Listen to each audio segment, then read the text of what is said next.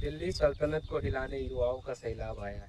न कुचल सकोगे इस हौसले को, सड़क पर जैसे लाभ आया है। नमस्कार दोस्तों, मेरा नाम है नवीन और आज हम बात करने वाले हैं दिल्ली के जंतर मंतर पे हुए प्रोटेस्ट के बारे में, जो कि हुआ है कॉकरोच के कारण। जी हाँ, वही कॉकरोच जिसे हम तेलचट्टा भी कहते हैं। मैं जानता हूँ कि यह बात सुन के आपको मजाक लग रहा होगा, लेकिन ये मजाक नहीं, बिल्कुल सच। अब हमारे देश के कॉकरोचों ने भी प्रोटेस्ट करना शुरू कर दिया है, जो कि हम इंसान नहीं कर पाए।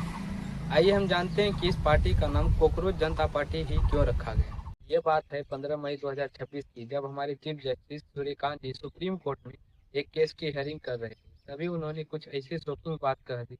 There are youngsters like cockroaches. They, they don't get any employment. They don't have any place in profession. Some of them become media. Some of them become social media. Some of them become RTI activists. Some of them become another activist, and they start attacking everyone. उन्होंने देश के youth को cockroach से compare कर दिया और कहा कुछ युवा कॉकरोच की तरह है, जिन्हें ना रोजगार मिलता है ना कोई काम मिलता है।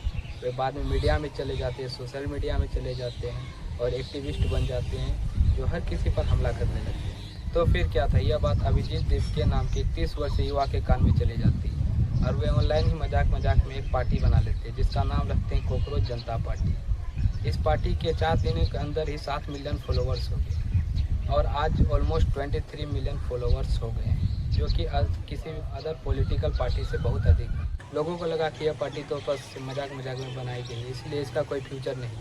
लेकिन सभी लोग तब गलत साबित हो गए जब सीजीपी के फाउंडर इंस्टा पे लाइव आते हैं और भारत के शिक्षा मंत्री के इस्तीफे की मांग करते हैं। और ये सही भी है, क्योंकि आए दिन पेपर लीक होते रहते हैं। कभी CUT का पेपर लीक हो जाता है, कभी नीट का।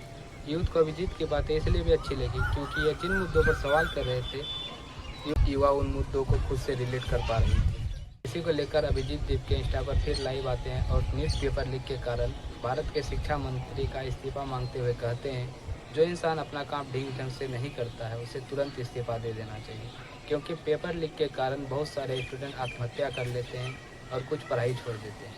इसी को लेकर अभिजीत दीप के सभी से रिक्वेस्ट करते हैं और कहते हैं कि सभी लोग 6 जून 2025 को दिल्ली के जंतर मंतर पर आएँ और पीसफुल प्रोटेस्ट करें और साथ ही साथ भारत के शिक्षा मंत्री धर्मेंद्र प्रधान जी का रेजिग्नेशन भी मांगे। रिक्वेस्ट को सीरियसली लेते हुए बहुत सारे यूथ और उनके माता पिता प्रोटेस्ट में आए और जमकर प्रोटेस्ट हुआ।